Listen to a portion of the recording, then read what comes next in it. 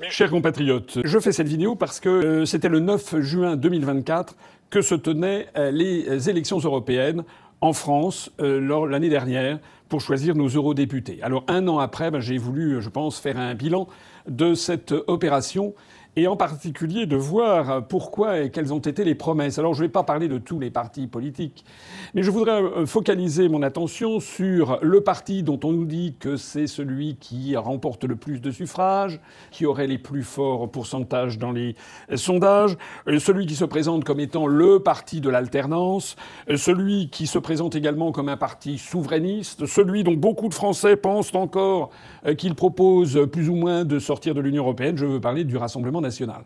Parce que j'ai eu l'occasion de le dire lors des élections de l'année dernière, et depuis lors, j'ai constaté, je rencontre très souvent des citoyens dans la rue qui viennent me voir, que ce soit à Paris, dans des villes de province, etc., qui viennent me voir en me disant « Ah, monsieur Asselineau, je vous suis, ce que vous dites est extraordinaire, c'est vraiment... je vous soutiens, etc. » Et comme j'ai déjà eu l'occasion de le dire, je demande systématiquement aux gens qui viennent me voir « Mais avez-vous voté pour nous, pour l'UPR, pour la liste que je conduisais aux élections européennes ?» Et dans à peu près 85% des cas, comme ça je l'ai noté dans ma tête statistiquement, dans 8 à 9 cas sur 10, la personne qui vient me voir en me disant « Ah ben non ». Et je demandais pourquoi, et la réponse c'est toujours la même chose. Ah ben non, moi j'ai voté utile parce qu'on savait que vous n'auriez pas de députés au Parlement européen. Et donc je dis mais pourquoi vous le saviez? Ah ben parce que les sondages. Et puis parce que vous n'êtes pas beaucoup à la télé. Alors je voudrais ici donc montrer à toutes les personnes qui m'écoutent quelles sont les conséquences concrètes de ce prétendu vote utile. Et nous allons faire donc un examen, c'est vraiment tout à fait intéressant, de la liste du Rassemblement national qui était menée par M. Bardella. Je vous présente la profession de foi qui a été envoyée à 48 millions d'électeurs qui représentaient cette liste. Et le thème de cette liste, c'était « La France revient ». Évidemment, ça fait plaisir à voir, à lire, à entendre. C'est évidemment différent de ce que nous disions. Nous disions qu'il fallait sortir de l'Union européenne, et là, il n'y avait pas d'autre solution. La France revient comme par miracle, avec des photos qui ont été complètement photoshopées, avec Madame Le Pen et Monsieur Bardella, sourire gypse, n'est-ce pas, le très très très marketing. Ça, c'est pour s'adresser aux personnes qui ne font absolument pas attention à la politique et qui votent de façon comme ça, prime sautière, superficielle, à l'emporte-pièce. Ah tiens, ils ont une belle tête, allez, je vais voter pour eux, et voilà. Et puis la France revient. Ah ben je suis d'accord, grâce à Le Pen et à Bardella, la France va revenir. Alors regardez un petit peu plus près cette profession de foi. Vous avez, comme vous voyez, un pavé à droite, dans la colonne de droite, avec marqué « Le 9 juin, votez RN ». Et pourquoi est-ce qu'il fallait voter le 9 juin 2024 RN? Pour trois choses. 1. Pour protéger votre identité, vos frontières et votre pouvoir d'achat. Alors je voudrais m'adresser ici aux personnes qui m'écoutent. Est-ce que vous croyez que depuis un an, la protection de l'identité nationale s'est accrue? Est-ce que vous pensez que depuis un an, les frontières ont été protégées? Est-ce que vous pensez que depuis un an, le niveau de vie s'est amélioré? La réponse est non. Évidemment. Évidemment. Zéro. Voilà. C'est le contraire qui est vrai. Puisque l'Union européenne, je l'ai expliqué, et j'étais le seul à l'expliquer, parce que M. Bardella, ni Mme Le Pen, ni le RN ne l'expliquaient dans leur profession de foi, ni jamais aux Français, à partir du moment où on est dans l'Union européenne, nous acceptons la politique migratoire de l'Union européenne, dont je rappelle, parce que Mme Le Pen, M. Bardella, c'est pareil pour Zemmour, Knafo, Marion Maréchal et tout le tout-team.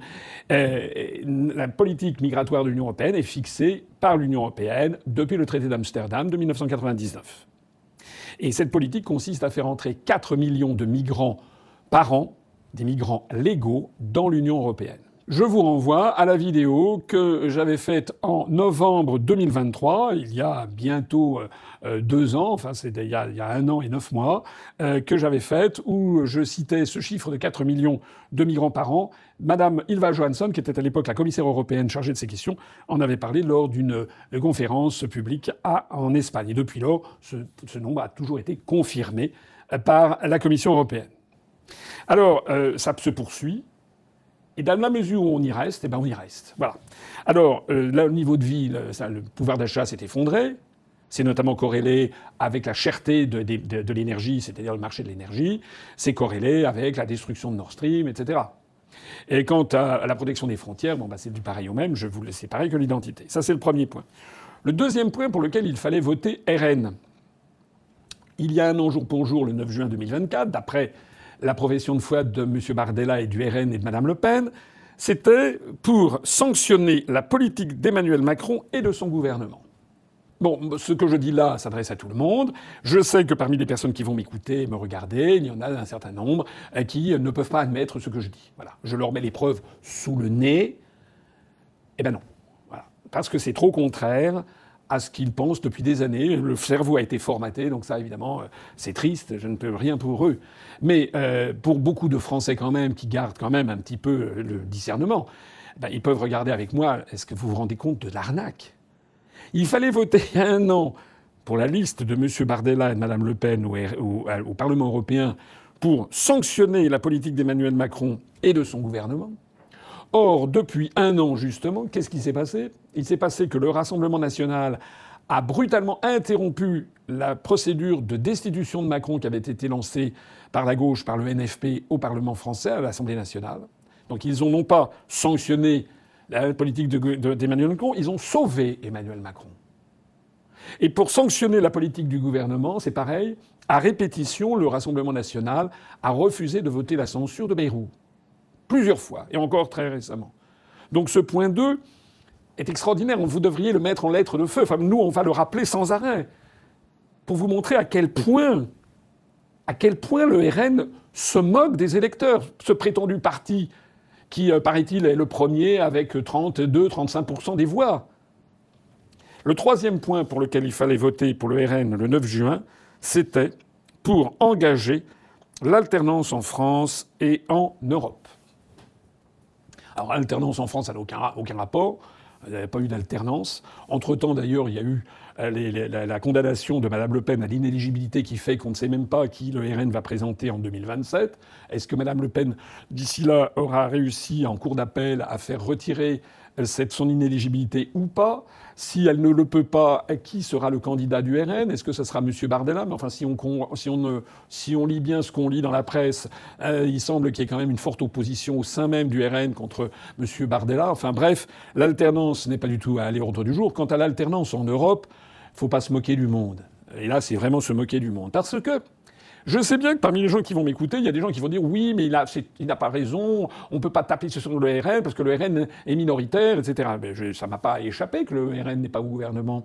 Mais c'est justement ça qu'il faut dire, parce que de toute façon, le Rassemblement national a eu 25 députés. C'était le plus grand groupe de députés au Parlement européen. Mais je rappelle qu'il y a 720 eurodéputés. Et je rappelle que si, d'aventure, le RN avait fait 100% des suffrages en France, il n'aurait jamais eu que 81 députés sur 720, c'est-à-dire 11,2% des voix.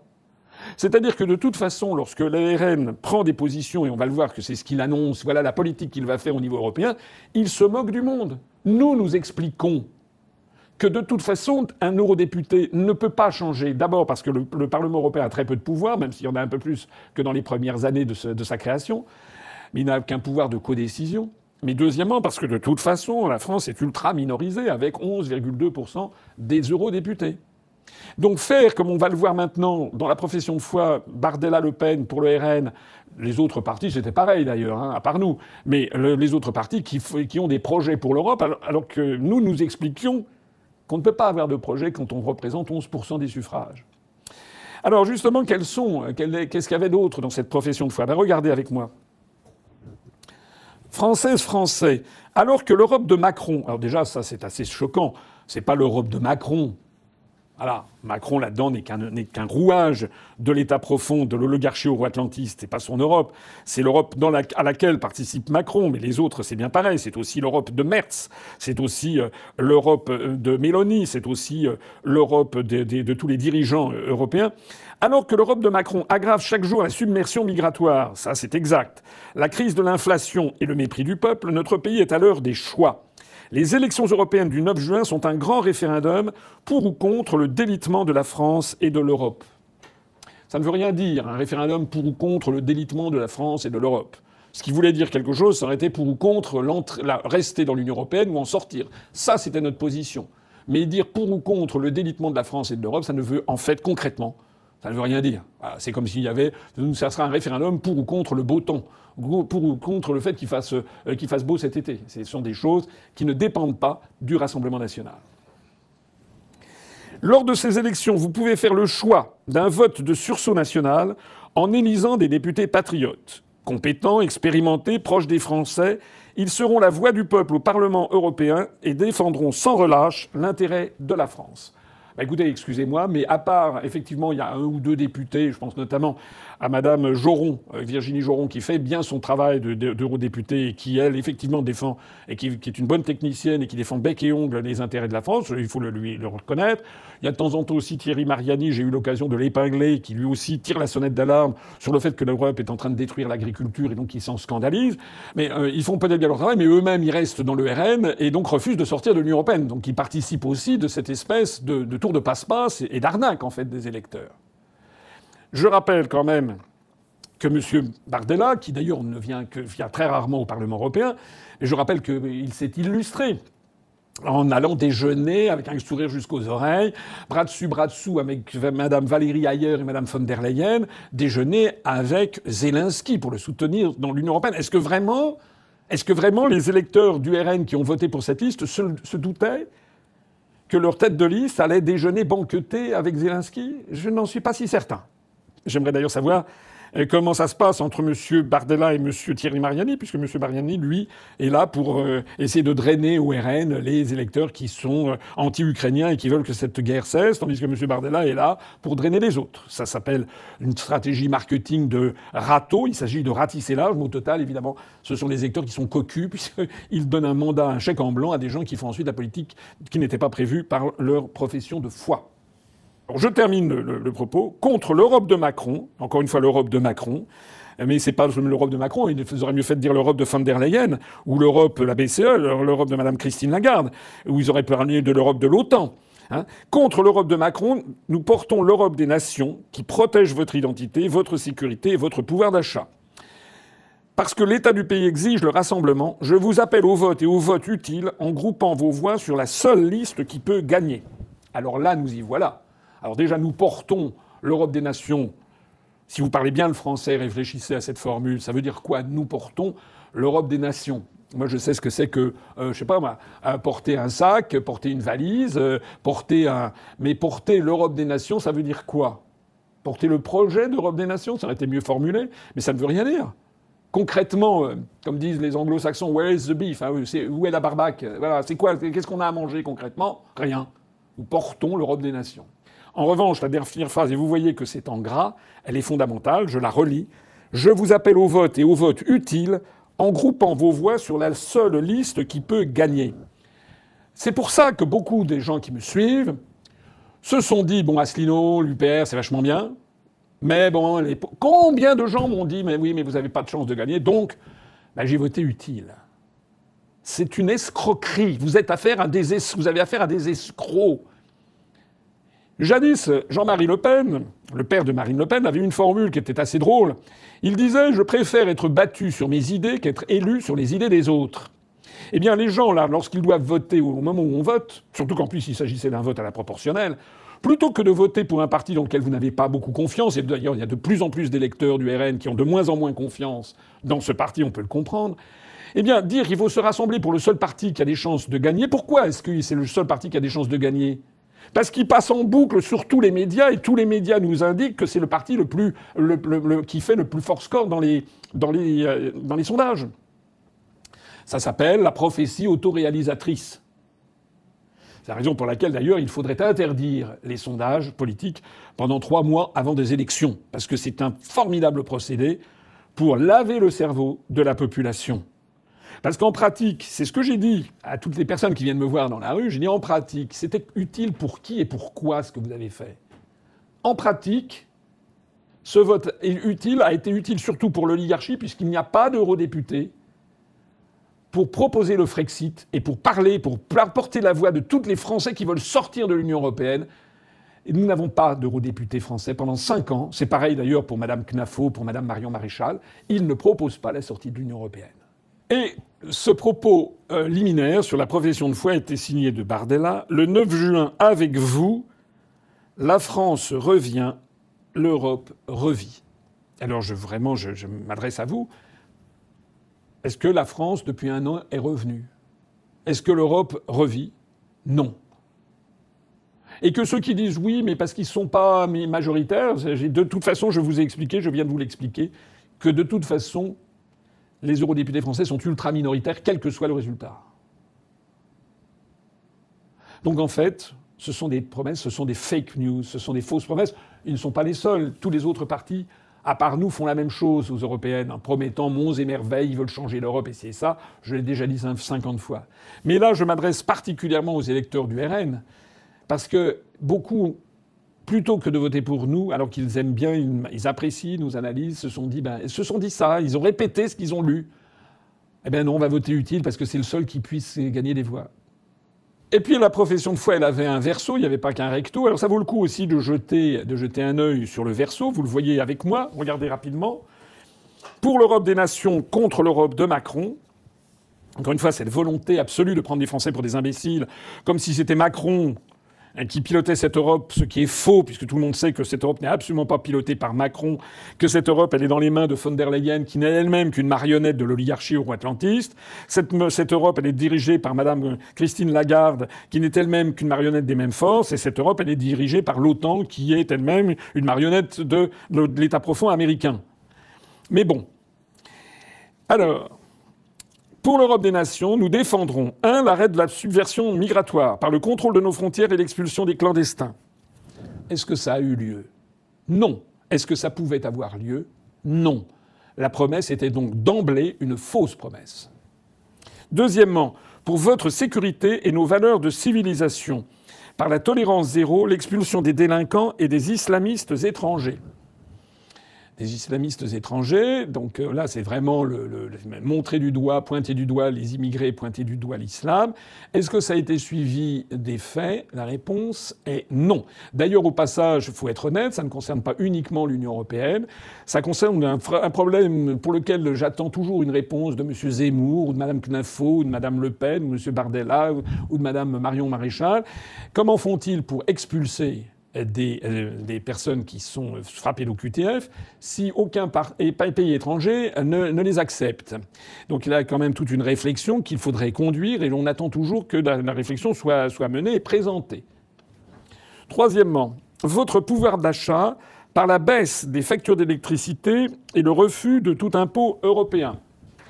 La baisse des factures d'électricité, tout ça. Alors l'électricité, c'est défendu, le prix de l'électricité en France est fixé au niveau national, mais enfin, la France fait toujours partie du marché commun de l'énergie.